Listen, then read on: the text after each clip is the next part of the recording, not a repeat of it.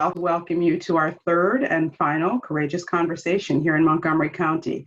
We're so glad that you've joined us, and I want to thank Jane and the Coalition for Smarter Growth for organizing this important series, and also thank Marty Swaim and the Challenging Racism team for your research, your presentation that you're about to make, and especially want to thank the community leaders who are contributing your time and your expertise and your personal experience to planning these events as well as presenting at these workshops today. So, we are in this moment of tumult, and really over the past several months, what we've seen in our nation and our world is a deep and serious reckoning with the legacy of racial inequality that has characterized the nation before it was even founded. And across this, the health, wealth, education, housing, law enforcement, across this spectrum, we see racial disparities in our country. And more often than not, those disparities are driven by inequities and structural racism. So while our conversation today is really going to focus on housing, all of these areas that I've just mentioned where we see disparities are deeply connected to one another. So Kaiser Permanente, my organization, while we are one of the nation's leading health systems that provides health care and coverage, as Jane mentioned, we serve 12 million people across the country, almost 800 here in this DC region. But why we sponsored these Courageous Conversations is because we know that good health is more than the absence of illness, that it's more than access or lack of access to health care and health coverage. We fully understand and we invest accordingly in the links between housing stability, education, wealth creation, and health. Just to kind of ground us further in what we're going to talk about today, I wanted to give you some data for context. In 2019, only 41.8% of all Black households were homeowners, as compared to 71.9% of white households. And this is significant because the overwhelming majority of homeowners can build wealth each month as they gain more equity in their property. And then at death, they pass that wealth on to their heirs. And that inheritance often provides the cash to the next generation for a down payment on their own homes. And the cycle of wealth, and on the flip side, the cycle of wealth disparities continues. I also want to share something from the real estate company called Redfin. It was recently published. They said, redlining, the racist housing policy that was outlawed in the 1960s, remains a major factor in today's wealth gap between Black and white families across the country. The typical homeowner in a neighborhood that was redlined for mortgage lending by the federal government has gained 52% less, or the equivalent of $212,000 less, in personal wealth that was generated by property value increases than someone in a green-lined neighborhood over the last 40 years. Black homeowners are nearly 5 times more likely to own in a formerly red-line neighborhood than in a green-line neighborhood, resulting in diminished home equity and overall inequality for Black families. So today we're going to explore the ugly history of segregation and redlining in Montgomery County. And for anyone who thinks that this is no longer a problem, thanks to the passage of the Fair Housing Act in 1968, we want you to think about that generational transfer of wealth. Black families who were precluded from owning homes in the years preceding 1968 never accumulated the wealth necessary to help their children to buy homes in the 70s, 80s, 90s, and even today. So the residential patterns of segregation established in the first half of the 20th century continue to directly affect who gets to live where and why today. And as you know, where you live affects where your children go to school. So it's all connected. We're having these conversations as the Montgomery County Planning Board and County Council get ready to review the entire general plan for the county. So we really need to come to grips with the fact that zoning historically has been a tool for keeping rich neighborhoods exclusive through mandatory large lots of land. So understanding the history of redlining and segregation helps us to understand why, for example, only 4% of students attending Walt Whitman High School in Bethesda are Black, while at Paint Branch High School in Burtonsville, 58.6% are Black. And just as I mentioned before, as where you live affects where you go to school, Where you go to school often affects where you go to college and what job opportunities you have after college, and so on and so forth, as you look at many indicators of healthy and thriving life over time, over your lifetime. So this is why Kaiser Permanente, a health system, invests not only in healthcare, but in socioeconomic drivers of health and well-being, because these things are so vitally important to health, well-being, and life opportunity. So we're glad to be here as sponsors of this conversation. We're supporting similar conversations in Northern Virginia and Baltimore and elsewhere, not all about redlining, but about the impacts of racism on life opportunity for people. And on behalf of all of the organizers of this series, I want to say that we're glad you're here. It's important for all of us to be learning together about the important history and how it translates to public policy today and how we can take action together. So I, again, thank you, and I'll turn it back over to Jane. All right, thank you so much for those words, Celeste. I really believe they set us up to engage in these discussions and to learn about this history. So thank you so much, and thank you again to Kaiser Permanente for being our sponsors. So let's see. I will now hand it over to Don Kaiser, who is going to lead us today in our conversation. Thank you, Jane. Good afternoon. My name is Dawn Kaiser, and I'm here with Challenging Racism. I want to lend my thanks to Celeste James and George Leventhal from Kaiser Permanente, and Jane Lyons and the Coalition for Smarter Growth for inviting us to be a part of these really important conversations, and thank you for being here. I'd like to introduce the facilitators that I am with today. Gail Perry from Challenging Racism. Thank you, Gail. Judith Knight, also facilitating with me. And Adriana Gurk, also facilitating, and our Executive Director, Alicia Jones-McLeod. So we are all excited to be with you today and want to thank you for being with us.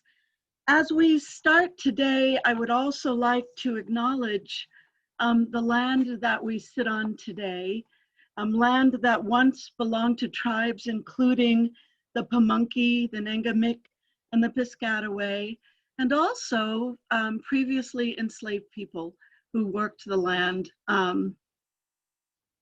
before us. And we want to acknowledge their presence in this region and hold them in remembrance. So today we're going to gather in small groups and talk a little bit about our housing backgrounds. We're also going to watch a video that speaks to structural foundations and organizations that support structured racism in housing. We're going to hear from Montgomery County speakers, and then also hear a little bit more about patterns in Montgomery County. And with that, I'm going to invite us to break now into our small groups for our first sessions with our facilitators. So Jane, I'll let you break us up. All right, great. Thank you so much, Dawn. And I just put in the chat the link to the participant materials for today. It was in the email that, or the multiple emails that you received prior to this event. But you can also just click on that link to pull up that, that tab on your screen. All right, and I believe, let me triple check that everybody has been assigned to a breakout room who should be, and it looks like it. So I am going to go ahead and open those breakout rooms. Thank you, Jane. You should receive, you should either be immediately sent to the breakout room. You don't have to do anything, participants, but you might see something come up on your screen asking you to join the breakout room. And if you do, just click yes, accept that you will join. All right, here we go. Today's event.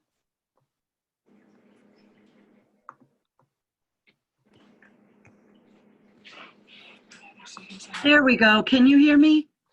Yes, I can. Okay, great. I hope that your discussion was as vigorous as ours was. It never seems like there's enough time. What we're going to do now is to watch a video. It's about 22 minutes in length. It comes from, it was made in connection with a Smithsonian exhibition called Race, The Power of an Illusion. And this segment is called The House We Live In. One of the folks in my group remarked that she lives in a house that was probably built for returning GIs from World War II. I certainly live in a house like that in Arlington. One of the things that you will notice is that not everybody had access to acquiring houses like that. While you're watching the video, I would like for you to kind of take note of a couple of things. I would like for you to think about what are the structures that are upholding the access or prevention of access to housing. And I'd like for you to think about what strikes you or did anything surprise you. What we're going to do at this point is we're going to watch the video straight through. And then once we finish watching the video, I'm going to give you just a second to journal, just jot down some thoughts. All right, Jane, take it away. All right, thanks so much. I'll share my screen and get that started.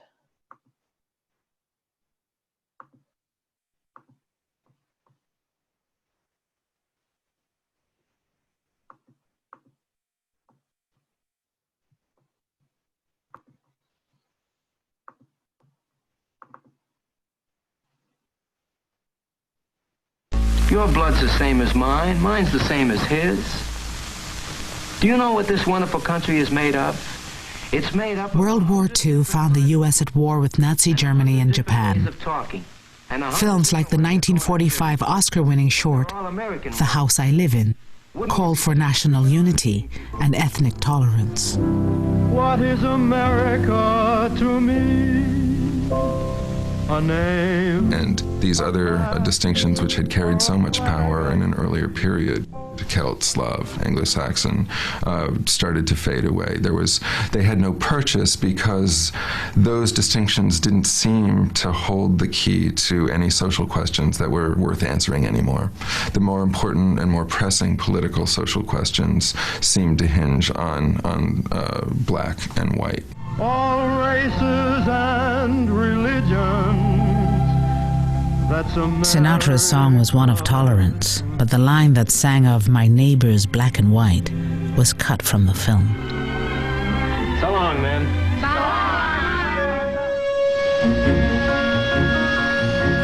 European immigrants were learning that whiteness was more than skin color. It was the privilege of opportunity, and above all, exclusive. There's this whole very standard narrative of the European mobility model. We came here with nothing, we worked hard, we pulled ourselves up by our bootstraps. And it's offered up as proof of the openness of the American economic order.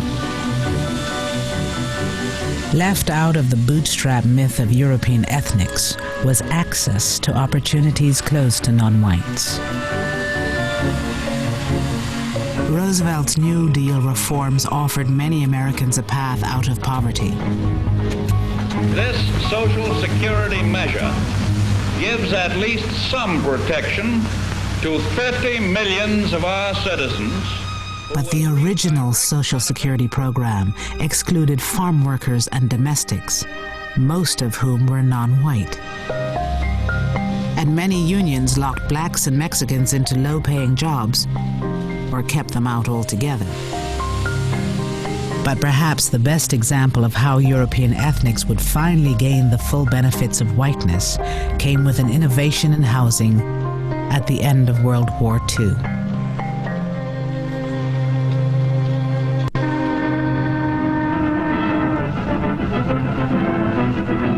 It was a time when hundreds of thousands of GIs came home ready to start families, but had no place to live. Living space was at a premium. When in the Bronx, they tried building Quonset huts, and they turned to slums. All the Quonset huts had just disintegrated. There were two families sharing a hut. One family at one end, one family at the other, and before you know it, they were awful.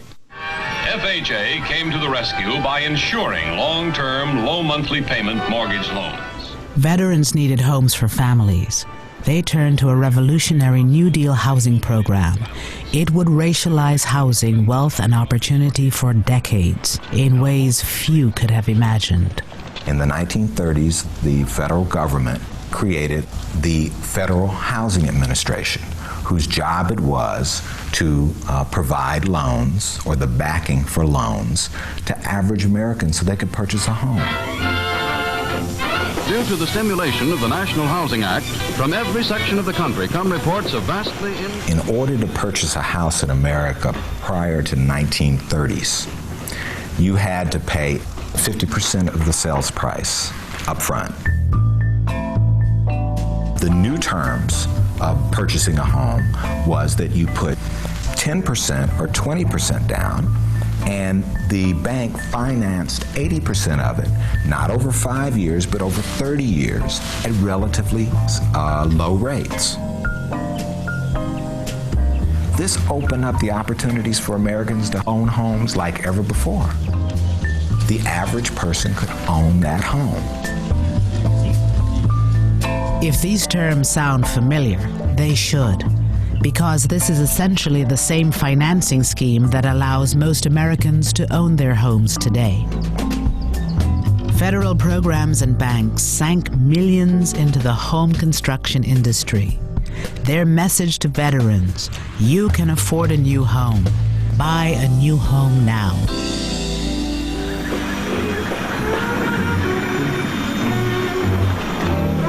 On the outskirts of Baltimore, Memphis, Chicago, Los Angeles, Denver, and other cities, brand new communities sprang up.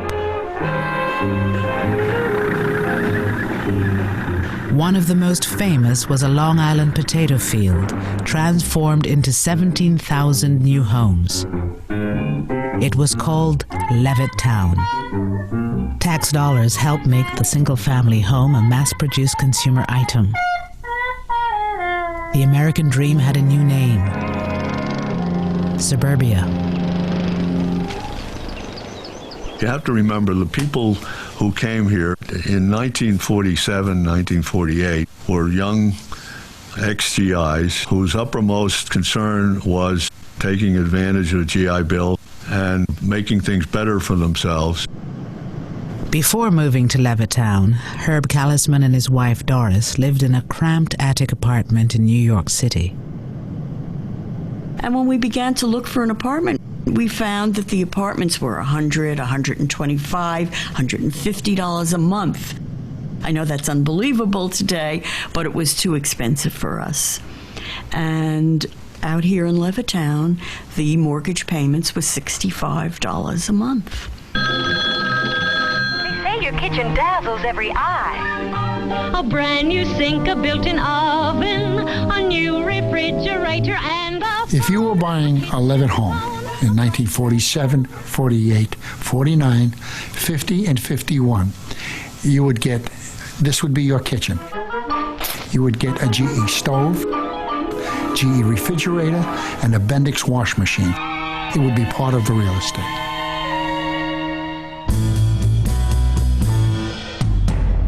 We came to Levittown and we found the model house, and we walked in and we looked around, and of course, in the eyes of a young man who was raised in the ghetto, so to speak, it was an interesting experience, interesting lifestyle, seeing all the new modern conveniences, very fascinating. Eugene Burnett came home with almost 1 million other black GIs. They had fought for the country in segregated ranks. They returned hoping for equality and the American dream. For many, that dream was a new home for little money down and some of the easiest credit terms in history. I went up to the salesman. We're interested in your home. We're interested in buying one. And what is the procedure? Is there an application to be filled out? So forth. So he looked at me, looked around, and he said to me, he says, listen, it's not me, but the owners of this development have not as yet decided to sell these homes to Negroes. It was as though it wasn't real. You can't imagine. But for someone to come out and actually tell you that they can't sell to you. You know, I was really on an up. Man, look at this house. Can you imagine having this? And then for them to tell me because of the color of my skin, I can't be a part of it. The FHA underwriters warned that the presence of even one or two non-white families could undermine real estate values in the new suburbs. These government guidelines were widely adopted by private industry. Race had long played a role in local real estate practices. Starting in the 1930s, government officials institutionalized a national appraisal system where race was as much a factor in real estate assessment as the condition of the property. Using this scheme, federal investigators evaluated 239 cities across the country for financial risk. So that those communities that were all white, suburban, and far away from minority areas, they received the highest rating, and that was the color green. Those communities that were all minority or in the process of changing, they got the lowest rating and the color red. They were redlined. As a consequence, most of the mortgages went to suburbanizing America, and it suburbanized it racially. The racial logic adopts the principle that an integrated neighborhood is a bad risk, is a financial risk, that an integrated neighborhood is likely to be an unstable neighborhood, unstable socially, but therefore also unstable economically. When the white residents of 8 Mile Road in Detroit were told they were too close to a black neighborhood to qualify for a positive FHA rating, they built this 6-foot wall between themselves and their black neighbors. Once the wall went up, mortgages on the white properties were approved. Between 1934 and 1962, the federal government underwrote $120 billion in new housing. Less than 2% went to non-whites. I can understand an individual, depending on his environment or his family or whatever, being racist, but for your country to sanction it, give him tools to do that, there's something deadly wrong there.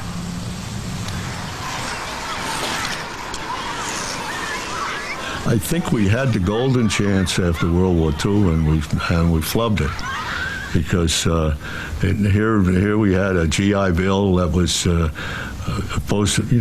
was available to everybody, but in a way they didn't make it available to everybody, and that was a golden opportunity in this country, and we missed it.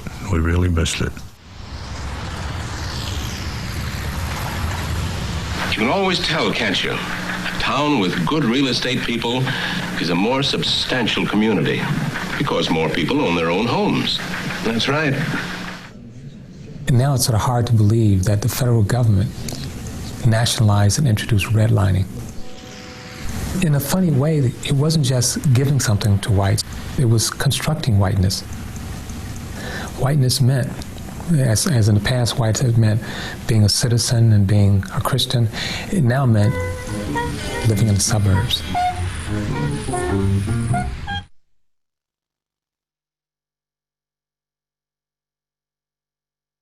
In 1968, President Johnson signed the Fair Housing Act. For the first time, racial language was removed from federal housing policy. non-white families began moving into traditionally white communities in numbers.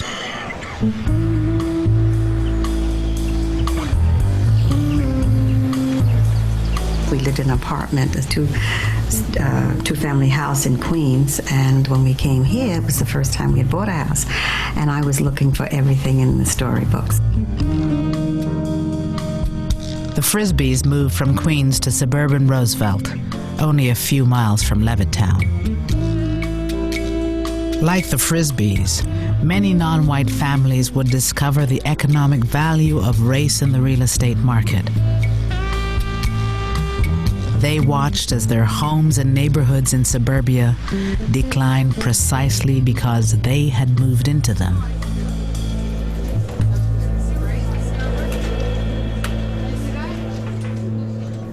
When I moved into a neighborhood, I thought it would stay intact the way it was. On the street that I moved on when I moved there, it was predominantly white. Within 2 years, it was predominantly black. It was called blockbusting. Real estate agents preyed on the racial fears of white homeowners to get them to sell their homes quickly for less than market value. The homes were resold to non-whites at inflated prices.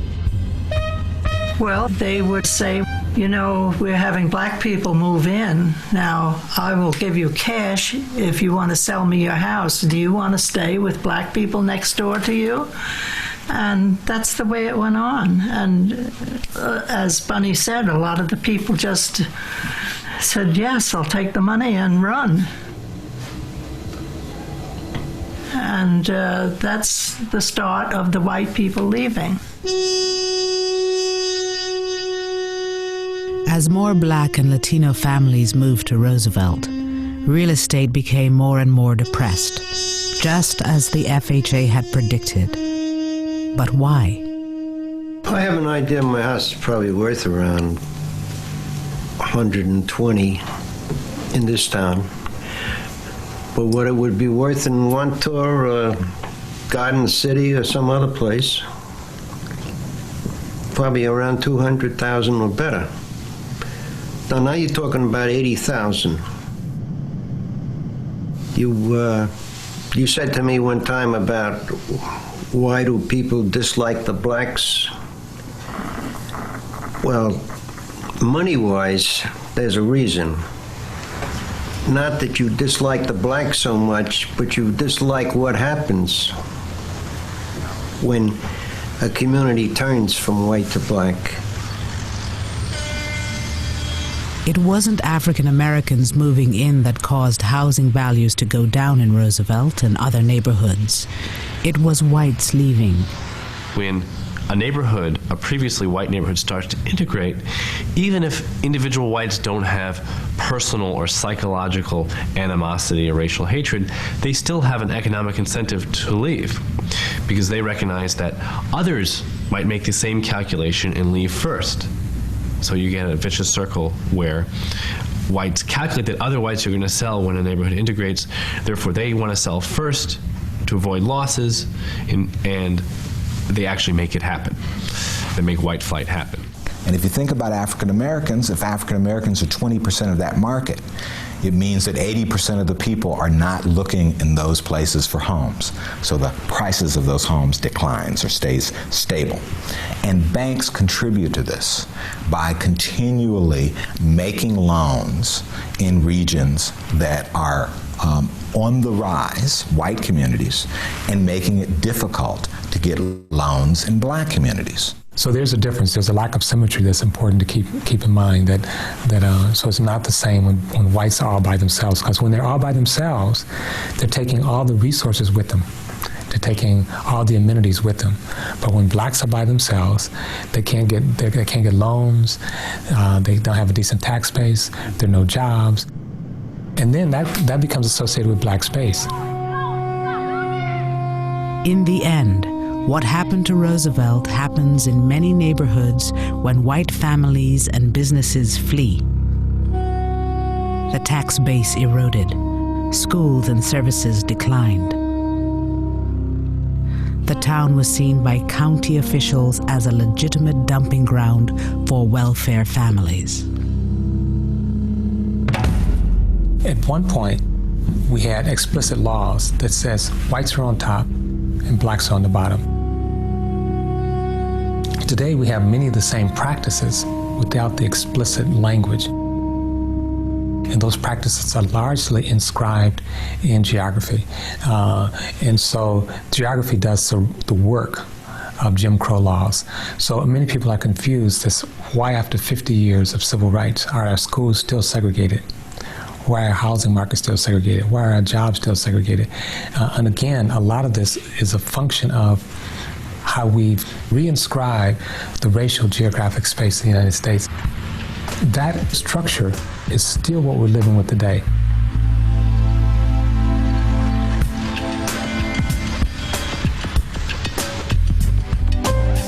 As homes in white communities appreciated in value, the net worth of these white families grew. For most non-white families who stayed in urban neighborhoods, the housing market open to them in the 50s and 60s was largely a rental market. You don't gain equity by paying rent. Where one's family lives in America is not just a matter of taste and preference. You have the issue of housing and wealth. The majority of Americans hold most of their wealth in the form of home equity. So that's their nest egg. That's how they can finance the education of their offspring. That's how they can sort of save up for retirement. It's their savings bank, right? They're living in their savings bank. My family, like a lot of families, was in Detroit struggling to buy a house. You had a dual housing market, one white, one black. A housing market with one with a lot of demand, another housing market with very little demand. My father lives in the house that I grew up in. That house today, 5-bedroom house, is worth about $20,000. That same house bought in the suburbs would be worth today about $320,000. So whites moving to the suburb were being subsidized in the accumulation of wealth, while blacks were being divested. And these were public policy decisions in which, on one hand, people were given access to property, given title, and subsequently wealth, and on another hand, where people were not given access to property, did not generate wealth, and did not generate the kind of opportunity for the next generation. So if you can get a government loan and with your GI Bill, your newly earned college degree, and buy a house in an all-white area that then appreciates in value, that then you can pass on to your children, then you're passing on wealth that has all been made more available to you as a consequence of racist policies and practices. To the child of that parent, it looks like my father worked hard, bought a house, passed his wealth on to me, made it possible for me to go to school, mortgage that house so I could have, relatively debt-free college experience and finance my college education. How come your father didn't do that?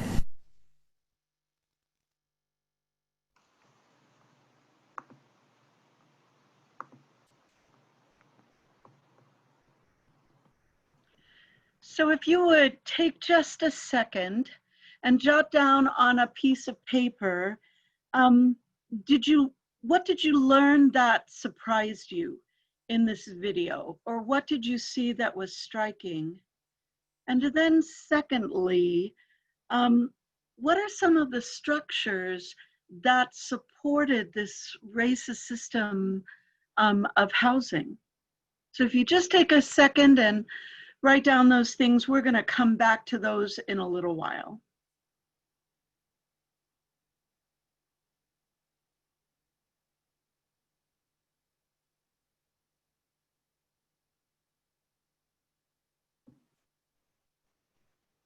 And how long do people have to write down their thoughts, Dawn? Maybe 30 seconds more, Jane. Does that sound okay? Yep, that's perfect. Okay, great.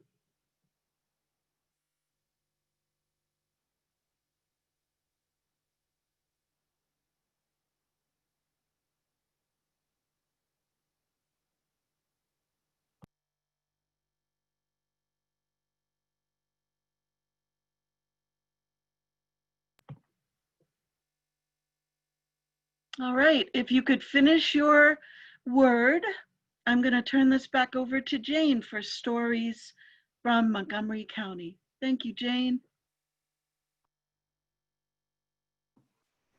All right. So I am going to introduce Councilmember Hans Riemer, and then after that, I will introduce our two community leaders who will be sharing their stories. So first, to introduce Councilmember Hans Riemer, who's going to provide his reaction to the content that we've been presented with today. He is an at-large member of the Montgomery County Council.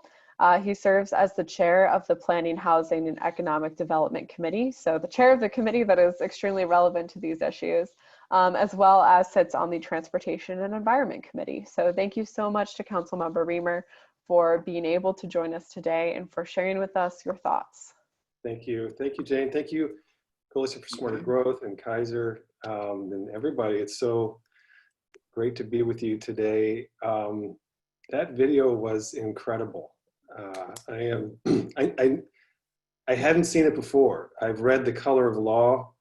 I've been talking about these issues extensively for years, but that video was such a powerful distillation of every element of this in such a personal way. I'm sort of reeling from it, you know, as I'm sure many of you are, but it really brought it home. Let me just introduce myself. I chair the zoning committee. I'm going to call it that. That's the Planning, Housing, and Zoning Committee.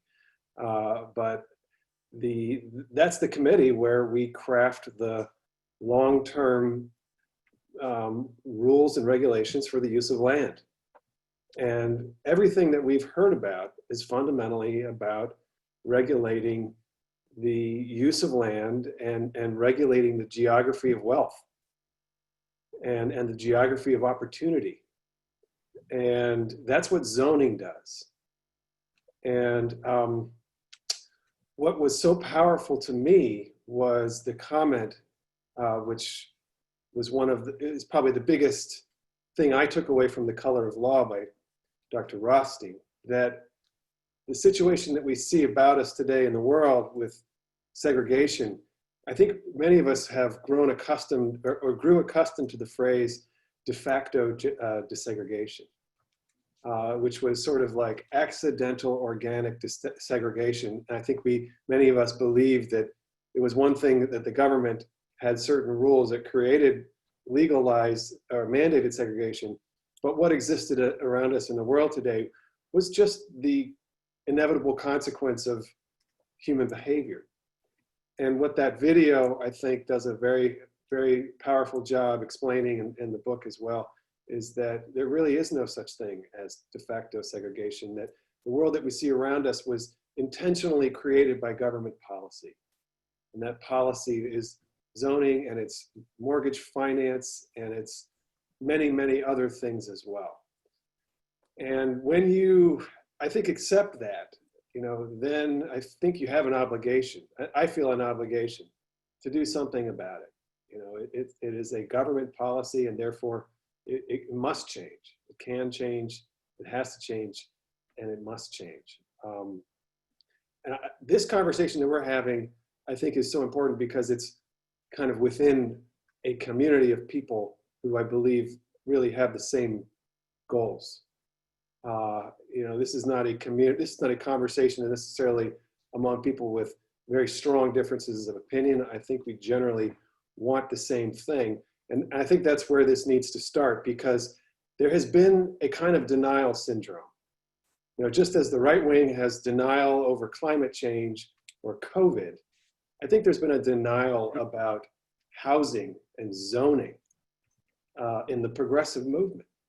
I think for decades it has been seen that development is big business, and that is you know, antithetical to a progressive vision. And that has helped support the erection of zoning barriers, and it has helped to undergird the access to wealth and opportunity that zoning regulates. And so, you know, we need everyone in our family, in our community of advocates, to learn about and adopt a, kind of revise our understanding of how we think about zoning and housing and planning and development itself. And that, I think, is a big job.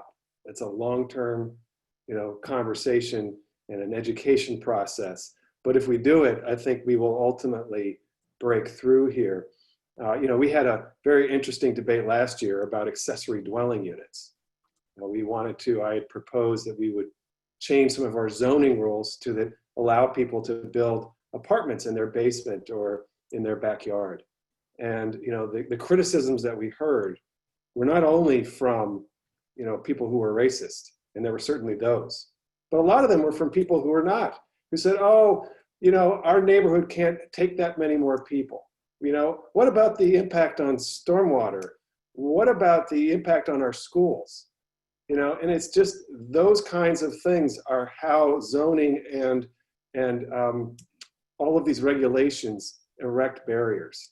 And I think that's something we need to really get a handle on. So this conversation today is part of rewriting our county's general plan, which is our 50-year vision for the county. And I just want to say, I think that every neighborhood should have a diversity of housing types. And I think that policy needs to be written into this plan. And I think the ultimate goal really is that every school district has a diversity of housing types. And that will lead to a diversity of people. And you see it in the county, in the Upcounty. This is the Upcounty conversation. You actually see a lot more diversity in the Upcounty, which was planned in a more modern framework where neighborhoods have more diversity of housing types. But the west of the county and down county is not planned in that same ethic. And so you see different types of enrollment data and diversity markers. So we got a lot of work to do. It's a long-term project, but thank you. I grew up in Oakland, California, and that's a city, it's a majority Black city. It certainly was as I grew up, but I grew up in a single-family neighborhood, and that was basically a white neighborhood. There were a few Black people in my school. But I lived in that environment, and I saw all around me the kind of gap, the life that I lived and the life that other people in my community lived.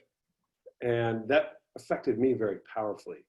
And I think it really motivated me into public service to try to reconcile that irreconcilable structure in our community so that we can all be part of the same world of opportunities.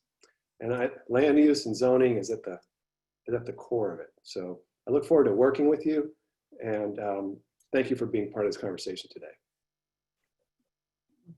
Thank you so much, Hans, for those words and for that reaction, and also for your leadership on these issues with ADUs, with the various master plans that have happened during your time at the council, and then looking forward with the general plan. I'm very much excited about the conversation of how do we continue talking about and breaking down these barriers. So thank you so much to Councilmember Reamer. I'm now going to share my screen so that I can introduce our next two speakers. Here we go. All right, so our first speaker is going to be Greg Wims. He is a 6th generation Montgomery County native, which is just wonderful. He has 52 years of volunteer service and has clocked more than 45,000 hours serving Montgomery County. He is the founder of the Victim Rights Foundation, which just turned 24 years old. And he is married with 3 children and 2 grandchildren. They live in Boyds, Maryland. So we are very excited to have us on here to have Greg here today to talk about he and his family's long history in the Upcounty of Montgomery County specifically. And then after Greg shares his story, we will hear from Hassan. Hassan Dixon is a commercial real estate lender who focuses on the creation of attractive, affordable housing and providing homes for individuals of all economic situations across the United States. However, that's just the tip of Hassan's iceberg.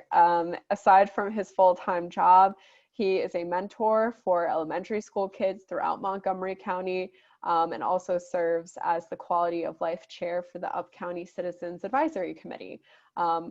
Both of these community leaders have much longer biographies that you can find in your participant materials, because they really just both contribute so much to this community. So I will stop there and hand it over to Greg to share his story. Okay, thank you, Jane, and thank the committee. It's been a great 3 weeks as I've been joining you and listening to the speakers and the viewing the video. Jane, how much time do we have to start, each one of us? 10 minutes. Oh, okay, good. I can take my time. And then after that, we'll have questions. Okay. I wanted to let everyone know, as Jane said, I am a 6th generation Montgomery County, and I can trace back to my great-grandfather in Clarksburg, Maryland. We've always lived, our family, and now it's about 200 of us with cousins and grandchildren and all that. And there's a road there named Wims Road after the family. In about 1886 or so, we were given land. A lot of the brothers, my great-great-grandfather's brothers, each about 20 acres. As it turned out, you read in the books that the people were given 20 acres after slavery. And so all of us at that time, my parents were basically farmers, or even tenant farmers, because as they grew, they worked on farms, some of the big farms in that area. And sort of fast forwarding to my mother and father, my dad left Clarksburg to marry a woman in Stewarttown. And Don would appreciate this, because that's one of the historic Black communities, named after my great-great-grandfather on my mother's side, Richard Stewart. And there, they had a house, 1 acre lot. It was handed down, then over, I guess maybe about 90-some years before it got down to my mother. And there, though, they didn't have electricity or plumbing. So I wanted everyone to know that as I attended school from segregated elementary to 3rd grade, all the way through 12th grade, I actually did my homework with lamplight. We had no electricity. We had to burn wood to cook the food. It was sort of like living in a developing country, but it was right in Montgomery County. We owned the land, but and my mom and dad only had high school education, so they did what they call blue collar work. One of the things talking about housing there is in that community of Stewarttown and also in Clarksburg, although they had the land, they couldn't move. The grandchildren, the children really couldn't move out of the area. When we're talking now, the 50s and 60s, because of discrimination. Blacks had to live in certain areas, and we couldn't actually, with the real estate, buy houses if we could afford it. And even rental houses we couldn't get. As I mentioned earlier, I had a house that had no plumbing and no electricity. We tried to move in Gaithersburg area, where Stewarttown is, to an apartment, but because of discrimination, we could not. Also, up until I was in 3rd grade, when I would go to like the restaurant with my parents, we couldn't really go inside and sit down. We had to go to the back, order our food, sort of like everyone's doing now, and take it home. So I mentioned that to say in 1967, I was in the 11th grade then. The county discovered our 1 acre shack, as I like to call it, and said it was uninhabitable. And so with county laws and rules, they burnt the house down. We still own it. So the land was ours by my mom and dad, because I'm a kid in 11th grade. But when they did that, my father struggled to find a place for us to live. So we had to travel all the way to Rockville. There's a place called Courthouse Square, if you know that, on Rockville Pike, that did allow African Americans or Blacks at that time to move in. So I had to leave my school, where I went from elementary all the way to 11th grade to go to a brand new school because of housing. And so I mentioned that to talk about, I lived the life of discrimination in my family and extended family, trying to buy houses in non-traditional Black communities, and had a tough time. Even those of us who had land and owned land, the children could not even buy houses. And finally, I'll say, and I don't need the whole 10 minutes, my uncle, well, he's my cousin, but he was like my mentor. His name was Wilson Wims, and there's Wilson Wims Elementary School in Clarksburg. It's now 3 years old, it's brand new, and it has 650 kids. he was the black builder. And that's why it's significant to what we're talking about now. When we couldn't buy and couldn't move, he would actually build homes on the land that we own, most of us. When I say we, other blacks also had land throughout that Poolesville, Boyd's, Germantown, all up in Montgomery County, former descendants of slaves. And so he built over 80 some homes throughout that northern Montgomery County area where we, our family, and I would say my brother, older brother, was the very first with a GI Bill loan. I'm almost sure because he talked about getting out of the Army and getting a loan. He built the house on the land that his wife, again, historical black community, their family had land there in that Poolesville area. So the movie came full circle for me in my life, but also about housing, but the loans that came in from the GI Bill, as I call it, but still you had to buy in black neighborhoods. So with that, I'll end because I know Hassan has a lot to say, and then we'll come back for questions and so forth. So thank you. Thank you so much, Greg, for sharing your story, and your family's story is really just amazing. So I'll hand it now over to Hassan to talk about his experiences growing up. Thanks so much, and great presentation, Greg. Really appreciate everybody putting this together. I think it's very important that we kind of put these issues on the platter and acknowledge them and inform ways to really just fix them when it comes down to it. So I'm very excited to be a part of it and to help. Just a brief little intro on me. Like Jane said, commercial real estate lender. I focus on attractive, affordable housing. And I say attractive because a lot of housing that is affordable typically has a negative connotation, and I've been working to kind of fix that throughout the years.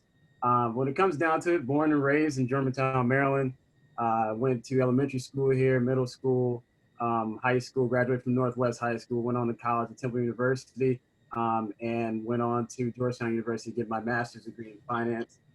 But today, I'm just going to tell you guys just a little story that kind of put me on a trajectory, a positive path, a trajectory when it comes down to it, with the outcome that took place with the story. So let's take it back to 1994. My young mother, she's working at IBM and she's looking to upsize, looking to get a nice new house. And she's, 1994, there was a few neighbors available in the Germantown area, and one of the nice neighborhoods at that time was Milestone. It was up and coming, it was fresh, it was new, it was a good place to live, and a lot of coworkers suggested that, so that's where she went. She, contacted a real estate agent, came to the neighborhood, and checked it out. So the description of Milestone, there's a river that pretty much, or a stream, whatever you want to call it, that separates the neighborhood. One side you have market rate houses, all market rate. Other side, you have affordable houses, market rate, and apartments. So it's a little separation factor there. So keep that in mind. So my mom goes to a real estate agent. She goes to talk to the person, and they take her specifically to the affordable houses. Mind you, money was not an issue. She could afford all the houses in the neighborhood.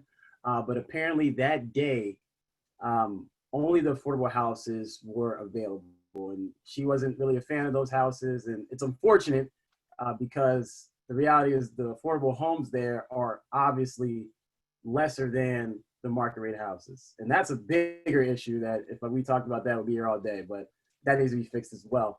Long story short, she left, went back to work and told her coworkers Milestone was no bueno. There was really nothing there for her to see. The houses weren't great. Nothing was available. And one of the nice ladies there was like, "Oh, Diane, are you sure about that? There's this nice white house in the front of the neighborhood. And I know it's available because I have friends that are looking for homes and I know people that live on that side of the neighborhood." Okay. So she goes back, contacts the same real estate agent. And the real estate agent, "Oh, I'm so sorry. I forgot to show you this house and I forgot to show you the entire side of the neighborhood," right? Long story short, she ended up closing on that house. And this is the house that we were able to have for the umpteen years since 1994. And the funniest thing is, when it comes down to it, my mother's very optimistic, and I don't think she really understood what was taking place until she started getting involved into the community and the board deciding on where the kids would go to school in the neighborhood. So similar to how we see, we're talking about trickling down effects of systematic racism, this was about to take place in my neighborhood as well. So apparently the heads in charge wanted to segregate who went where school-wise. So market rate side, the side I lived on, which was me, the only black kid growing up, and that's about it. Then the other side was gonna go to a whole nother school, the mix with a market rate and affordable. And luckily they shot that down. And I say this to say, typically it goes the other way, and there's a whole other trajectory on what happens there. And I will say this, that if that were to happen, I don't honestly think I would be where I am today and able to do what I'm able to do today and the mindset I'm having today, due to the fact that I was not be able to mix and mingle with the kids I grew up. My best friend growing up, he lived on the other side of the stream. So, and he inspired me to do many things. He's actually a doctor now. I learned how to study through watching him. So I just imagine putting that, you know, in my mind, if I was not able to be around him, we weren't friends, what friends would I have? What would have happened? On top of that, what if we didn't get the house? What if the real estate agent was successful in not showing us the home that was obviously open? And there's other homes open too. What if we didn't get the house? What if we weren't able to leverage the house so money wasn't as big as an issue? And I don't know, I was able to pay for my master's program at Georgetown strictly by doing refinance using the home. So it's just a symbol of really what's taken place, what has taken place, and what's still going on today when it comes down to it. And the reality is, I think there's a lot that can be done, and I'm very happy Hans is on here, and he has a lot of, you know, influence and power to help fix this issue. But I do think it really starts with coming towards the developers that are making these communities, because the reality is, when it comes to Milestone, it's very diverse now, it's grown, it's great, but it's evident where the pockets are, you know. And we were on the earlier groups, and we were talking about the section of the neighborhood you see as non-desirable. We knew that growing up.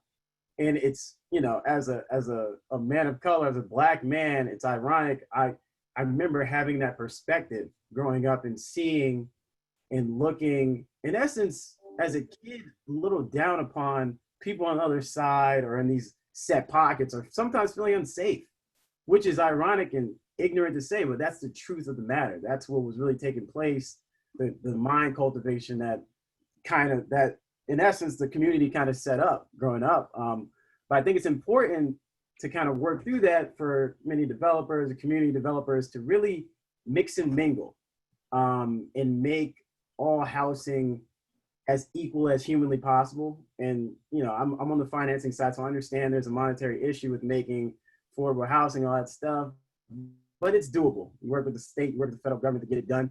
And it's important that people from all walks of life, all different economic classes, are able to mix and mingle and be a cohesive unit together to, in essence, breach that ignorance that's birthed through having that segregation and separation.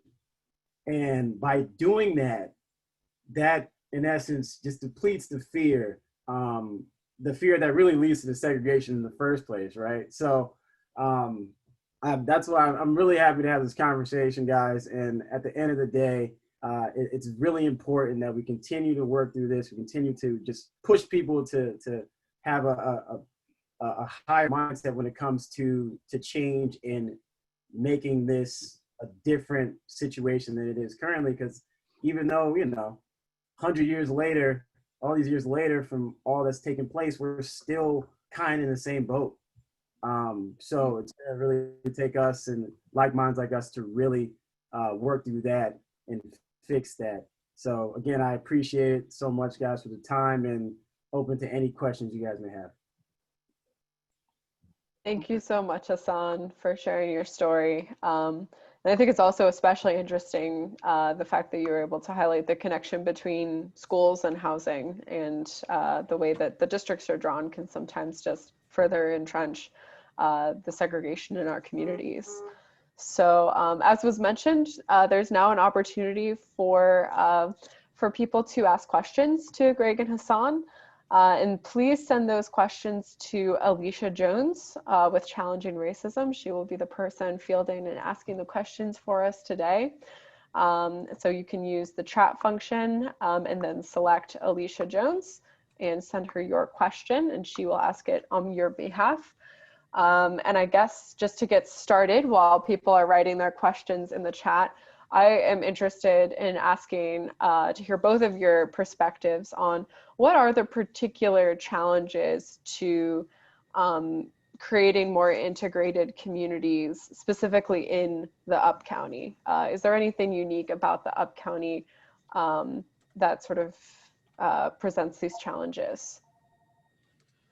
Hassan, if you would start first, because you're in the real estate area, then I'll answer second. Yeah, no, for sure. In the Upcounty, there really aren't. I want to say this is probably the best part of the county to really make it happen when it comes down to it. Because I'll tell you right now, I work in Chevy Chase, Maryland, typically. Well, I'm working from home now, like we all are for the most part. And Chevy Chase, Potomac, Bethesda, when we talk about those areas, there's going to be a very issue in trying to integrate and bring, the mix, income situation that I was just talking about earlier. But in the Upcounty, I think it's a lot more open due to mainly the progress and the, how we've made over the years for some reason. But I don't think it would be very tough at all to really integrate that housing. I think it's just literally getting whoever's developing these homes to make sure you got maybe affordable house, market rate, affordable, market, just mix and mingle. You got to have everything in one cohesive area in opposition to little pockets that have been, the typical makeup of how communities have been for a long time. And when I was at Georgetown, I had a professor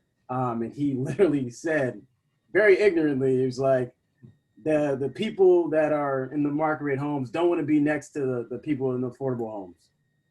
Literally, just said that straight up. That's the type of mindset we have to completely deplete, and the ignorance we have to literally deplete. But I do think the Upcounty is one area that's really, really, moldable to make that happen when it comes down to it. And I just wanted to add, and thank you, Hassan, that again, growing up the way I did up until at least the 70s, it was mostly black and white. And we didn't have any Asians then in the 60s, but a few, any Hispanics, believe it or not. But since then, we're talking about 2020 now, we have everyone from all over. But in my neighborhood, as I discussed in my group, in my neighborhood, it's next to the soccerplex called South Germantown area. The houses are about 650 to 750,000, so they're not low income, and mostly single family. When I first moved in there, it was like 80% white, maybe 10% black, some others. Today, it's like about 65% Asian, and that's all a Southeast Asian, Eastern Asian, all that. The white population has dropped and the black population has dropped. But the thing is, you can buy the houses, but we're seeing a shift, at least in that West Germantown area, what we call Boyd's, and with those new houses, single family homes. And then the last thing I wanted to say about it is from the panel and my work in the community, as Councilmember Arima knows, the affordable housing project, I know the title, I'm drawing a blank now, but where we put affordable units in everywhere there's development, that is absolutely something that's needed. In my opinion, though, we need to increase that number when we give those permits and with parking planning and so forth, so we even have a greater amount of diversity. And I think that will make Montgomery County an even better place than what it is today. Thank you both for answering that question. And that's exciting to hear that instead of unique challenges in Upcounty, that there's maybe really a unique opportunity. So I'll hand it over now to Alicia to throw some more questions at you. Yes, thank you, Jane. So first I have a two-part question for Mr. Wims. And that is, was there any compensation or financial settlement when the county deemed the house uninhabitable? And then the second part is, what long-term impacts do you think you had from, or your family had from that segregated housing and lack of opportunities? Well, my mom and dad, and they were like most, I guess you would say, people born in they were born in like 1930s. So number one, they didn't know how, and my mom and dad didn't go to college to fight for compensation. Because I even said, shouldn't they, and I think I was, like I said, I was in 11th grade. Shouldn't they give us something for burning our house down that have us moved? So the answer is no. The long-term effect, because my mom and dad still sort of went along to get along, was for me to be the activist I am now, because I knew something was wrong. And I also knew that when we couldn't move into the neighborhood by my school, that I, again, 1 through the 11, we've had to move. And so that's the long-term effect. Even today, Jane mentioned my community service. I will continue until I cannot volunteer anymore because of what happened there. And even the fact that I even had to grow up in a house without electricity and plumbing in the 60s and 70s. It didn't make sense, because there should have been programs that could have helped us. So hopefully that, did I answer those? Yes. Yes, you did. Thank you. So I have, okay, I have a question that I really want to know the answer to, so I'm going to ask it because I think it's really interesting. We have Rockville, which is one of the only cities in Montgomery County. What do we do with the NIMBY attitude in Rockville to create, with school capacity issues and the, you know, we don't really want that here. How do we change that attitude? What do we need to do? So that question is for both Mr. Williams and Hassan to answer. What do we do about Rockville and to create some affordable housing and some diversity in housing there? Hassan, would you want to go first since I did the last? Oh yeah, no, I'll go through it.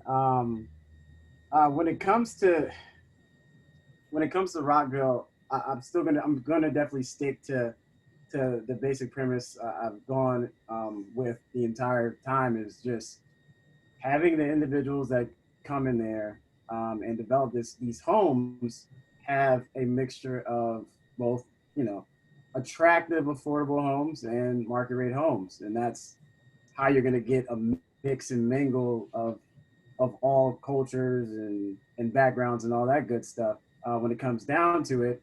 And really it's behind how we lay out the different boundaries and stuff we set for the schools. I think it's important, really important to keep in mind that we need to make sure that we expand to include maybe a full affordable housing structure that's right down the street, in opposition to having to go to a different school or a different school district or different area. I think that we have to really keep in mind that having it as mixed and having as many different cultures and backgrounds in one school is probably the most important thing when it comes down to it, and learning these different people, learning how they operate and seeing different perspectives, even more so than learning in class sometimes.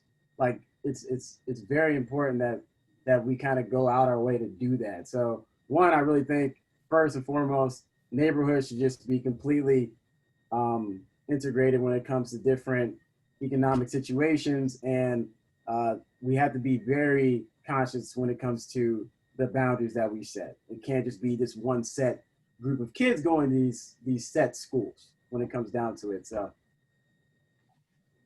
Okay, thank you. I agree with him, and that's why I like for him to go first. I would add to it, everything he said, I agree, and I'm going to add something to it because, again, being a community leader throughout the county, we now have so much commercial property that is empty. Even before COVID, a lot of the corporations, for whatever reasons, were going out or moving to Virginia or whatever. So I would like to propose, and I'm glad that our council members on the call, that we take some of that for what we call our moderate income families and even low income families in some of these structures that are basically empty and they're not bringing about any tax dollars to it. So everything that Hassan said that I want to add to it to get that diversity, let's take some of this commercial real estate in Rockville, but also everywhere else to put some make it available for housing. I like that as a concept. Thank you, Greg. So I'm going to ask for both of you, how do we make these issues easier for members of the public to understand? Zoning makes people's eyes glaze over. This is the actual question. I'm reading it verbatim. It's so technical and and arcane. So how do we make this interesting and get people to a level of understanding that they can help us with input and decisions on these very complex topics? I'll go first. I do think we really have to tap into simplicity and to different avenues that people typically visit. So maybe it's I don't know how many people on here actually access social media. I'm a millennial, so that's what I typically go with. But simplicity is key, and we have things like the video we saw today. There's ways to describe zoning and other things that are important to understand in a more simplistic way. Because in essence, I know firsthand from being in commercial real estate, we complicate things so other people just don't understand them. So there's another way to also make things simple so everybody understands them. So simply put, we just have to put it in layman's terms, in essence, and make it as accessible to different avenues that are typically, seen by the mainstream audience when it comes down to it. So. Okay, again, I agree, and I'm going to add on to that. In making things simple, there are two things, and one I'm going to use because there's a valid question coming up for those in Montgomery County. There are a lot of questions, but I have a simple thing that I say to my community: A is good, B is bad. So that's all. You just make it simple. So in housing, we can do the same type of thing. But also, though, I think that what we have to do is have the politicians, the elected officials, make the tough decisions, because basically we're talking about schools now, because people in this Rockville, but Rockville pushes up to what they call North Potomac. They say, well, we don't want our kids to move and go this place and that place. But the politicians have to make the tough decisions and say, for Montgomery County and the reputation, again, my family coming all the way through Montgomery County over 200 years here, is that Montgomery County has always been progressive when it comes to helping those that are less fortunate and making sure that everybody has a chance. So I'm saying that we have to do what we have to do when it comes to the schools to make those boundary choices. And that is really the problem now. It's not more housing today, because the way Montgomery County is set up, there's problems, but it's getting much better than what it was 20 years ago. But it's the schools, and that's where the fight is right there, that overcrowded. So I'll just add that to what Hassan said. Thank you. And Greg, I'm gonna give you a little bit of a break. I have a question for Hassan. So Hassan, you get to go first again. In your work in finance for community development, do you see an increasing role for public and cooperative investment approaches, such as social housing projects that are funded through public tax revenues, and also such as cooperatively owned housing models? There's really a mix of everything when it comes down to it, that I've seen in the housing market. And for me, it's really important that I work and gravitate towards individuals that are trying to mix and mingle, trying to bring communities together. And it kind of, even though I'm the finance guy, I'm the second link. So it starts with the developer. They have the ideas, they put it together, they figure out what the best method of financing is, and they come to me, and then I give them ideas on what I think, and then I give them ideas on their project, all that stuff. But it's important that I keep going back to it, that they come and have a plan that is inclusive of everyone, of all different backgrounds. And because of that, sometimes we're able to even to form the plea to different, because we're like a middleman, so we have to work with different financing, and to actually we work with HUD, FHA housing, which is kind of ironic, right? And Fannie and Freddie, all that good stuff. But most of the time, when you have an affordability component in different housing, and you see the mixture there.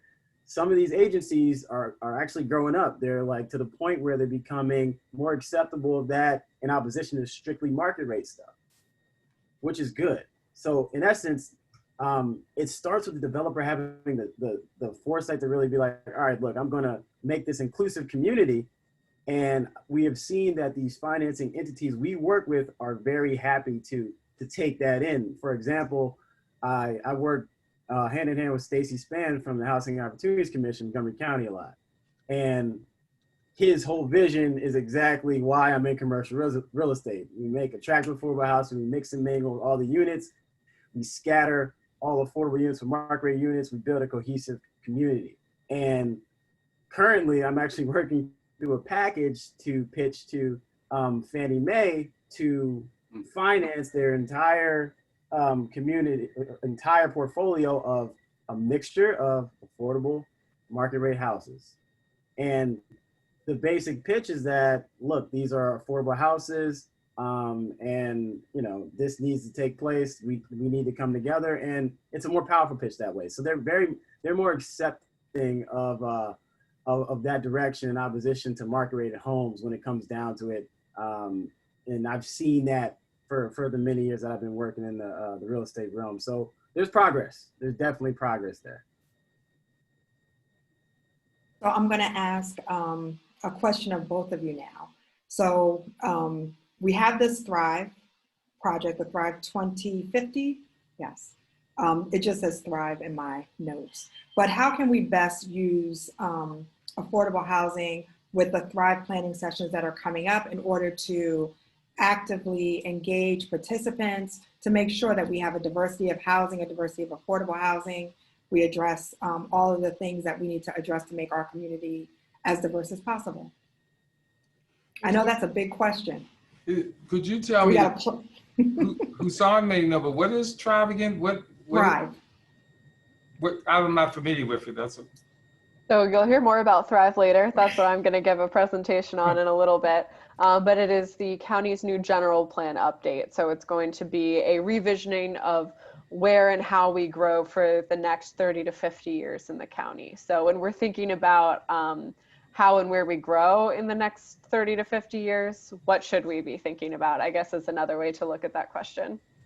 I'd like to take a stab at it then. I said earlier about the commercial part. That's one. We make sure that housing is available there. Two, build around metro stations, etc. And as we talk Upcounty, because this is an Upcounty section, the one thing though that I've seen in riding my bike throughout Clarksburg, Germantown, that Upcounty boards area, is that the new housing has literally the young families. They are, I would say the majority of the new homeowners are young. So we go back to what we said earlier, and that is that we have to make it simple and easy for them to be able to get involved with government, to be able to talk about the planning, to come to the hearings and so forth. And I know Husan, I took both, and I would be very glad to try to work with the civic associations and so forth to get them to come and speak their voices, because they're the ones that'll be there probably the next 20 years with their young kids. So now that I know a little bit about it, that's what I think off the top of my head. Yeah, no, I totally agree with that, Greg. And I do think it's really important that we really take into account all the different tools we have in our toolbox, right? Typically, when it comes to the plan with the government, we strictly focus on like government capabilities and maybe not the private sector as much. So to add to Greg's, I think it's important that we kind of mix and mingle different private entities that are looking to help and push this thing forward to make sure that we have, you know, the inclusive, cohesive environment that we're planning for when it comes down to it. So it's just, you know, involving everybody and making it, you know, simple knowledge when it comes down to it, to the private sector and all people that we're pushing for this. And we want you to be a part of this mission to bring progress to the community. So I wanted to ask a question about educating the public about the things that are going on and how they can be more engaged. When I was in Rockville, there was a like citizens class that you could go and learn about all the different sections of government. And it went over a course of a few weeks, and you went in the evening to learn kind of how to be an engaged citizen. Do you know of any of those types of programs that people might be able to get involved in? I'm sure we would share that as a resource, right, Jane? I'm sure. Yes, we could share that as a resource if you know of anything that people could get involved in order to make this bite-sized pieces for them to get involved in the community, have community action, and really feel connected to their legislators and administrators in the county. I would just start with, you've seen back of me, the Victims' Rights Foundation logo. We just had this week our Zoom celebration, and we got on the Zoom, it said like 170, but we had the Facebook Live going with it, so it was like 250 people. So what it told me there, because it's the first time we've ever done this, is although COVID is very, very bad, it's destructive, because of that, everybody's getting on the computer. They're community leaders, there's Zoom, there's other avenues. So my thing would be to simply work with those, again, civic associations, those other nonprofits, and do several. You can't have to educate the communities, you think, have several, have each one of them have one every week, each group. And I think you reach people, and especially now that more of our older people like me, I'm one of the older, I'm a senior, proud to say that, we know how to get on and we can be informed. So I think that was your question, how do we get informed? I think that's how we do it. And thanks, Ray, by the way, that makes perfect sense. And like when Jane introduced me, I chair the Quality of Life Committee for the Upcounty Citizens Advisory Board. So I do think that the different Citizens Advisory Boards throughout all parts of the county, it's very beneficial to actually attend those meetings, and we have Zoom sessions. We used to have, you walk in, you sit down, you have questions, but that's really a good way to see the different issues in the county, to really take it in. And then what we do is that we put all the issues on a platter, then we give a suggestion to the county exec, kind of go from there. So I think that's also a good way to get involved, just to be part of those conversations, to understand what's really going on in the community. Because when I've been doing, I think I've been doing it since like 2017 or so. I'm much more knowledgeable about what's taking place in Montgomery County, what people are looking for to happen, all the issues and stuff, by being, the board chair and stuff. So just being part of that conversation can really speak volumes on how you're able to help, move the county forward in a good way. And I'll say I was in East County before I moved, and when you get involved in that little group, and they send you the newsletter, it tells you like everything going on. It tells you about all the meetings. So East County, Upcounty, Mid-County, I think those are the three. So you can Google that and find out. And I also want to say that Jane did put in a link for the Coalition for Smarter Growth training that they are hosting. And I'm going to throw it to Jane because she has a thing to say too. Hi, Jane.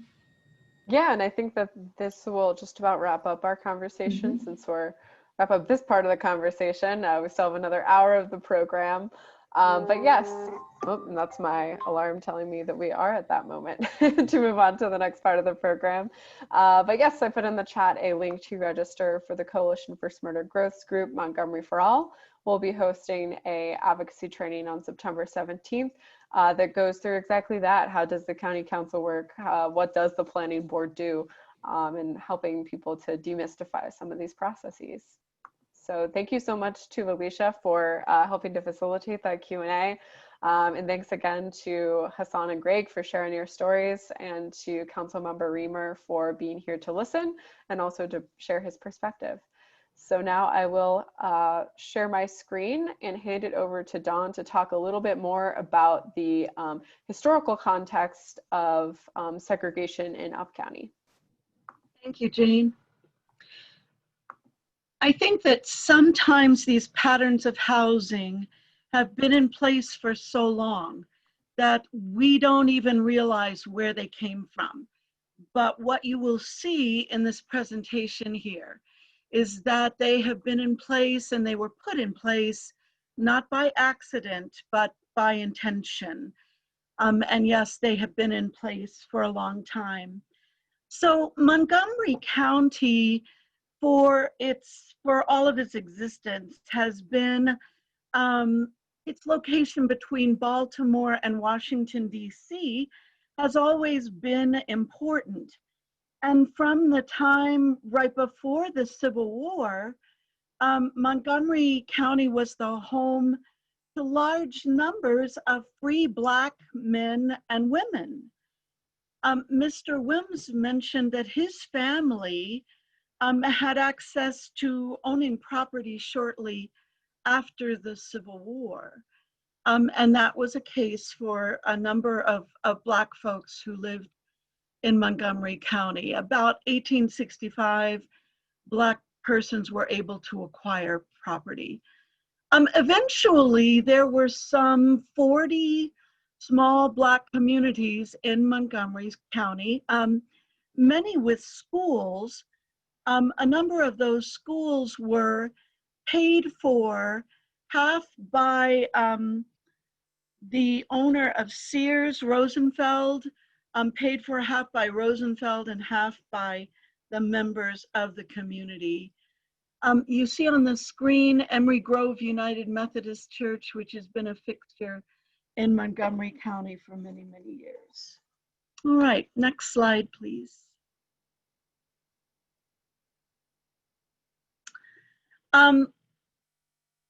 Right after the Civil War, Howard University was founded with a law school, a medical school, there was hospital, regular undergrad degrees. And so there came to be quite an educated population of Black folks in this area. There was a need for increased federal workforce. A number of Black folks were hired by the federal government, notably in the post office. And so these were highly educated people with good jobs. And as there were more and more people in the area, there was more and more economic development. And they're just kind of three really important names in terms of major waves of Montgomery real estate development. They were advanced by ardent segregationists, Newland and Miller. Newland was so notorious that he is known for advocating for a repeal of the 15th Amendment, which actually gave Black men the right to vote. But Newland was in charge of founding the Chevy Chase Club, Bethesda Chevy Chase development. He brought property from Woodley Park, DC to Jones Bridge Road. And his developments were all white and included amenities such as transportation to Washington, DC. The Millers, William and Allison Miller, were primarily responsible for developing housing along the DC line, Sumner, Spring Hill, West Bethesda, Potomac, also on the DC side of the line. And in 1927, E. Brooke Lee created the Maryland National Capital Park Planning Commission. And here's where zoning permits come in too, and land use decisions and subdivision applications that were put into place to maintain and increase segregation. In 1913, Woodrow Wilson segregated the federal workforce. And so Blacks who had gotten wonderful federal jobs significantly with the post office, the railroad, and so on and so forth, were out of jobs, good paying jobs that were really hard to replace. In addition, In 1933, the Federal Housing Administration developed maps to guide mortgage lenders by identifying and grading neighborhoods. You heard about that in the film that we watched. But specifically, the FHA identified red line areas and restricted thereby places where mortgages were granted. In addition, in these neighborhoods, particularly the white segregated neighborhoods, there were racially restrictive covenants that prohibited Blacks from owning or renting properties, and those were long-standing. Next slide, please, Jane.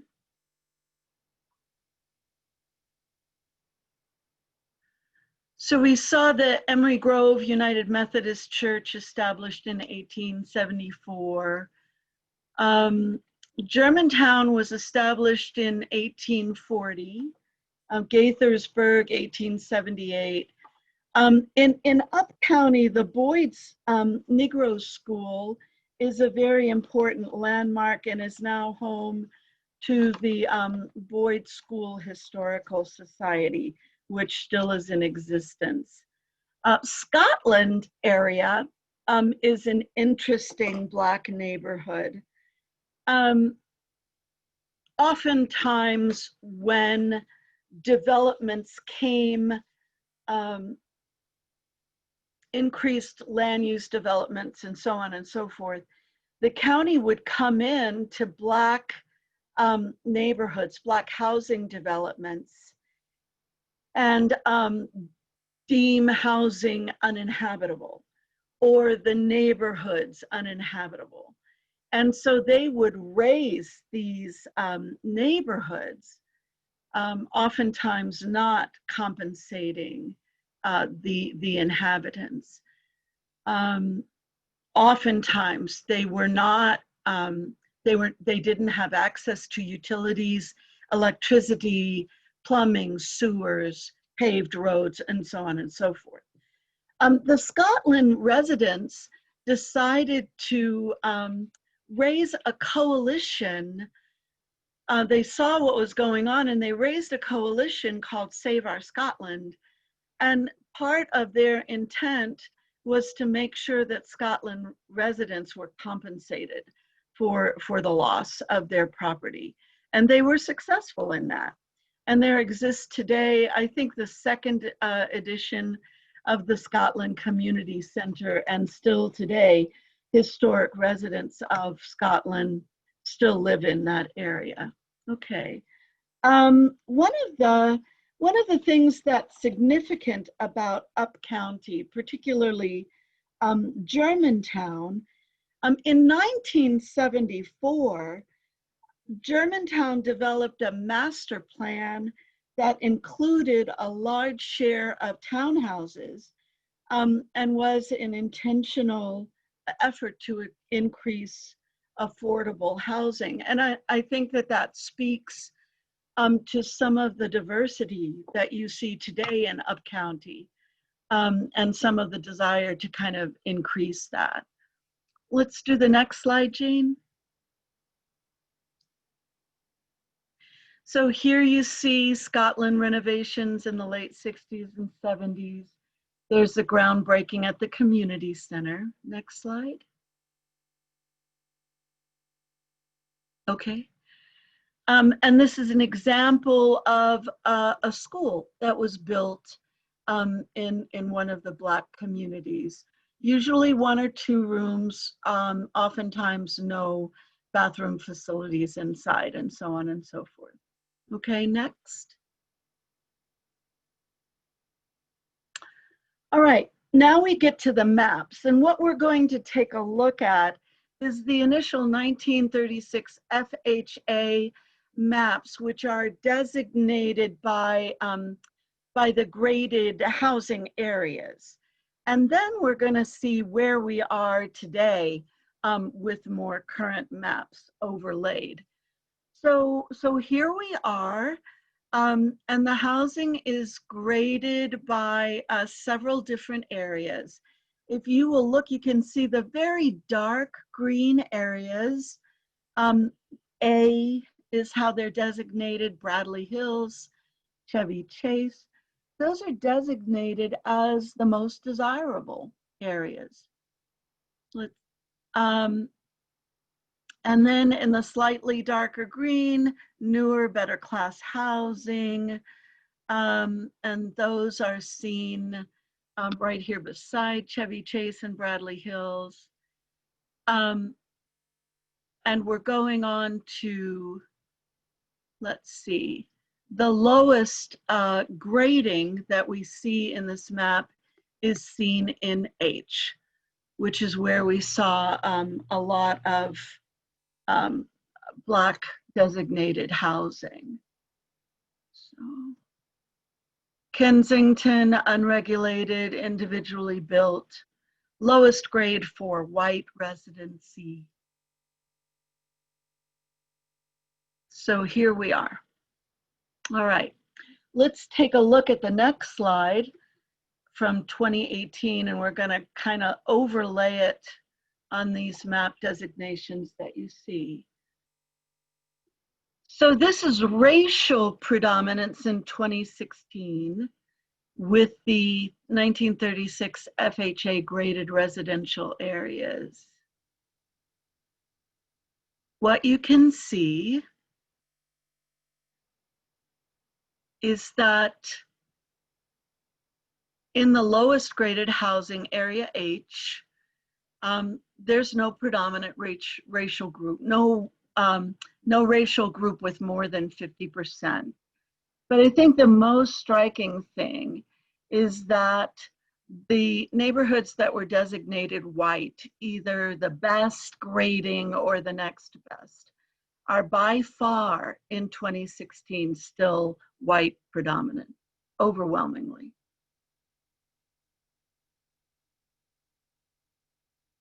All right, let's go to the next slide. This is median household income in 2018.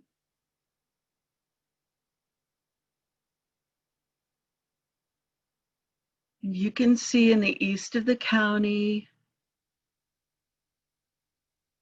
housing section E, H, which was designated the lowest grade housing in 1936. That is the lowest graded median housing. Household income, excuse me. And once again, in housing areas A and B, predominantly white, highest level of residential income, household income. All right, one more slide we have.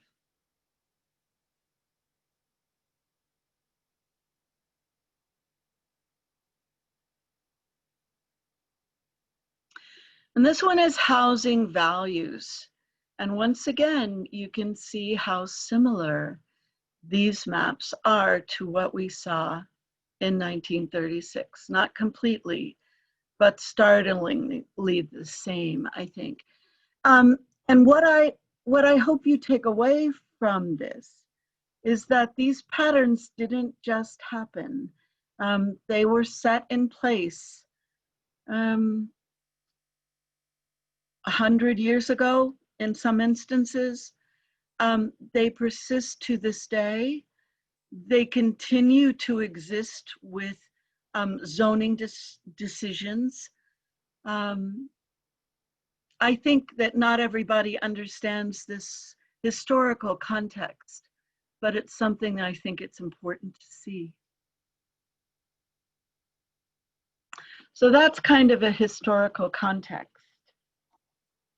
And this is a page from one of the restrictive covenants stating that the owner of the property will not sell or convey in whole or in part any of the structure to any person of African descent.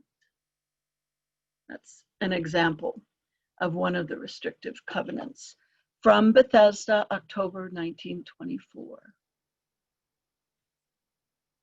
So we have seen a lot, we have heard a lot, we've heard some wonderful stories.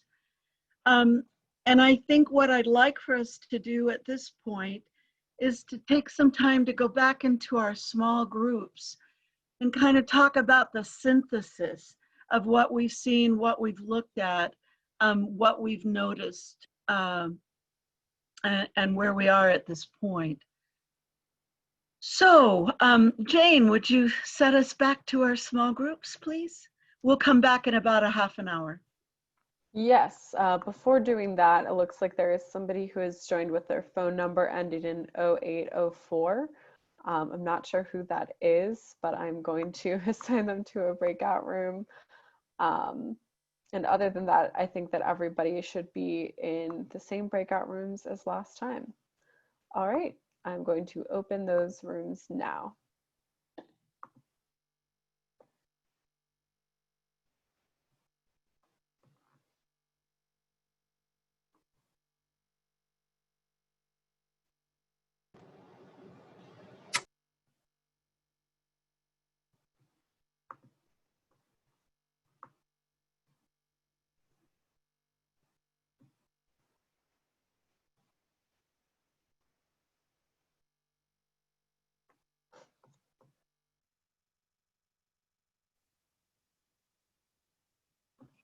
All right, it looks like people are starting to come back from their breakout rooms. Hopefully you had some good conversations there. All righty. John, is there anything that we need to cover before I go on to my next presentation? You're muted, Don. Okay, all right. Yeah, you can go ahead, Jane. Thank you. Great. In that case, let me share my screen yet again. Go into present mode. All right, so I'm going to be talking about where do we go from here. So we've had a great discussion, sort of learning about the history, both on the federal and local level, of the policy decisions that helped to create segregation in the county. But where are we today, and where do we go from here? So we've learned that how we've grown has developed and exacerbated segregation. And in order to undo the generations of entrenched segregation, something needs to be done to set the county on a new course. We can't just assume that these things will correct themselves when so much was done through policy and investment to set them on a segregated course. So we need to build neighborhoods that are mixed income, that are racially integrated, that are sustainable environmentally, as well as prosperous. I hear a little bit of background noise. Emily, if you're able to make sure that everybody is on mute, that would be great. Thanks. All right, so I'm going to give you a few ways that you can support building these types of neighborhoods in your community. So the first way is to support investments in affordable housing, to make sure that housing is below market rate. That sort of subsidy needs to come from somewhere. So in Montgomery County, we have a housing trust fund that is called the Housing Initiative Fund, which helps to fund new affordable, mixed income affordable housing projects. There's our rental assistance program, which has become increasingly important during the COVID crisis. So there's a little graphic there about the emergency assistance relief payment program that's going on now. As well as home ownership programs to help people get access to that capital, as well as paying for the positions in code enforcement to do something as simple as making sure that people aren't living in substandard conditions. So actions you can take to support this is writing to your county council member, even when it's not a budget season, to tell them that this is something that you care about, that this is where you want your tax dollars to be prioritized. And then also testifying at public hearings, to come out in person to tell the decision makers at the county level that this is something that you want them to focus on. Number two is to support more housing in general, but also especially affordable housing in your neighborhood. Councilmember Reamer talked before about how there was a lot of pushback to even allowing accessory dwelling units But we're in the middle of a housing crisis where we don't have enough housing in the places in Montgomery County where people want to live. And a lot of the people who already live in the places where more people want to live, that tend to be whiter and wealthier, want to keep their neighborhoods that way. They don't want to see change. And change can be difficult and comes with its own challenges. But in order to change our communities to become more racially integrated and income integrated, we're going to have to take steps to get there. So actions you can take are to support new housing developments in your neighborhood. Especially housing developments that aren't necessarily single family homes. As we talked about before, different types of housing can help bring out different types of people. And then also attending your neighborhood, your homeowners or tenant association meetings to be a voice in your neighborhood that is saying yes to these types of things. 3 is to get involved with community planning. So there are 2 types of community planning initiatives that the planning department operates. The first is master plans, which looks at how individual communities plan for their futures. It recommends things like density, zoning, parks and community facilities, transportation, and so much more. And so each individual community in Montgomery County has a master plan that gets updated about every 20 years. And right now there's a really big opportunity happening with the downtown Silver Spring master plan. So if you're somebody who lives in downtown Silver Spring or in the communities and neighborhoods surrounding it, I urge you to get involved with that process. And then what I'm going to talk a little bit more about, and that we alluded to earlier, is the county's general plan, which looks at the entire county from kind of a 10,000 foot level. It determines how and where we're going to grow for the next 30 to 50 years and helps to guide the planning and also policy agenda. So that's undergoing its update process right now, and it's something that you can get involved in. So from the previous general plan, which was completed in 1969, so a lot has changed since 1969, there were 2 major outcomes.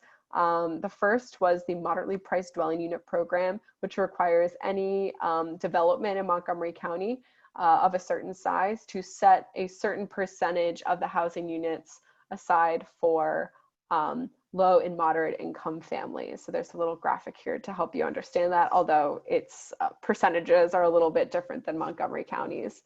And then also the agricultural reserve. One of the other goals of the plan was to preserve agricultural space for local food and for wildlife. So about 1/3 of the county is set aside in the agricultural reserve. And that brings us to now in 2020, where we're looking back on the 1969 plan and thinking about how it has served us so far and what we can do going forward. How do we imagine the future? This is the timeline for the plan. So we're in the middle of it right now. It was kicked off in August 2019. Right now, in September, there's going to be a working draft published, which will then have a public hearing before the planning board. We'll go through the planning board's work sessions, and then will be transmitted to the county council, who will have their own public hearing and then their own work sessions and before they ultimately vote on it next summer. So a little bit about where we are with Thrive 2050. So Thrive 2050 is not looking at things through silos. It's not saying, here's the housing chapter, here's the equity chapter, here's the environment chapter. It's broken down into issue areas that you can see here sort of highlighted in the blue boxes. But all of these issue areas are being looked at through the 3 lenses of economic health, community equity, and environmental resilience. Because of course, equity especially needs to be in every single thing that we do. It can't just be something that we talk about on its own. It needs to be integrated into every conversation that we have about community planning. And one of the big ideas that has come out so far of the process for Thrive 2050 is this idea of creating complete communities where in 15 to 20 minutes you can meet all of your daily needs of healthy food, local parks, frequent transportation, within 15 to 20 minutes without getting into a car. So this is a way of building more sustainable communities that have all of the needs that their population needs. But of course, complete communities cannot be complete without without people from a range of backgrounds. We want to break down the East-West divide that you saw in the maps that we looked at earlier. So building complete communities requires, number one, density. It requires compact urban forms so that everything can be close enough together that you don't need to get into a car to get to it. Then it also requires diversity, and that's racial diversity, economic diversity, age diversity. We have an aging county and an aging county and not as many young families moving into some of those neighborhoods. And of course, racial diversity. So one way to help get that diversity, all of those different kinds of diversity, is by having a range of housing types, not just single family detached homes and not just mid-rise or high-rise apartments. But there's so much in between that helps to have a range of housing price points so that more people can access neighborhoods and the opportunities that are found in those neighborhoods, such as schools, better transportation, and better access to jobs. So how can you get involved? So the Coalition for Smarter Growth, which is the organization that I work for, has been helping to organize a grassroots community group called Montgomery for All. And we have a platform for Thrive 2050. And I have some of the bullet points here, such as allowing for more housing options, protecting vulnerable communities, as well as small businesses, building a world-class transit network. And our goal, oh, that's my alarm that I should wrap up.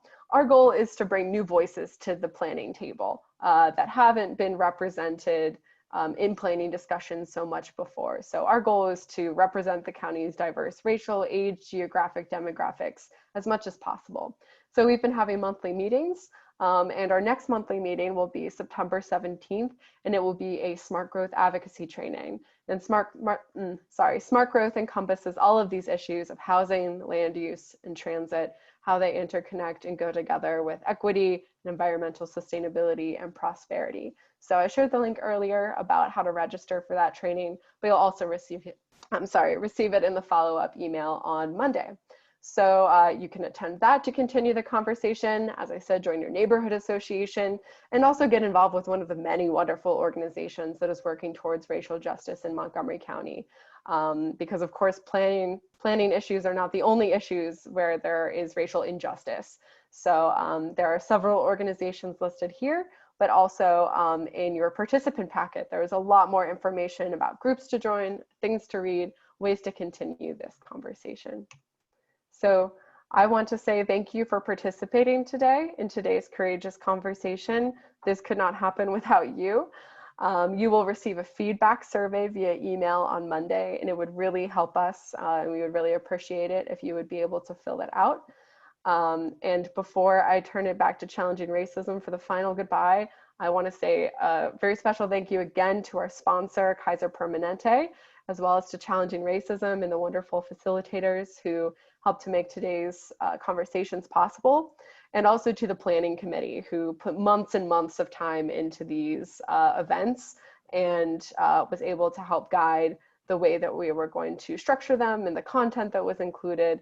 And so many people came together to make these possible. This is our third Saturday doing this, and it's been a really wonderful experience for me, and I hope that it was for everyone else that was involved as well.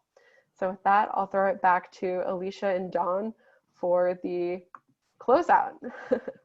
Thank you, Jane. I want to thank everybody who was with us this afternoon. This conversation was particularly invigorating.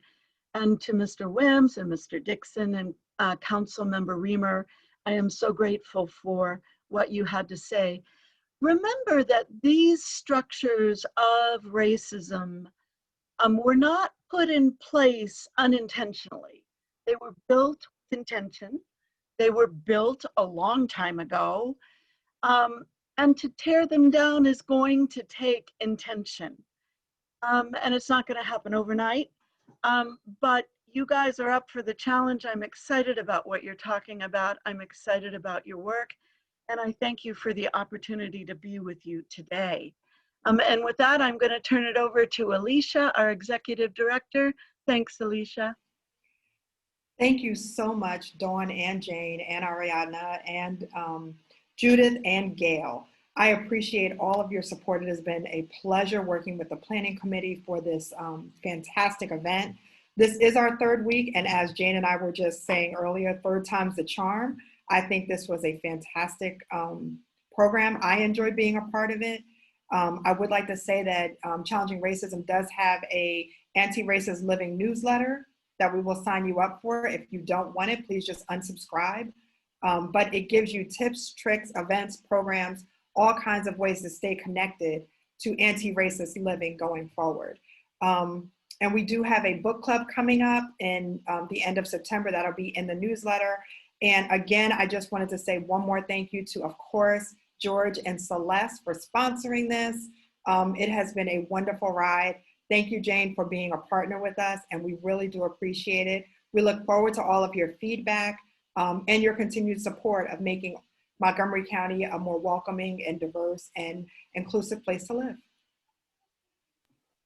All right, and with that, I will close us out. Thank you so much to everyone. This was recorded and you'll receive a link to the recording. So please feel free to share it with your friends and neighbors. All right, take care and have a great rest of your weekend. Okay. Everybody be safe. Be safe.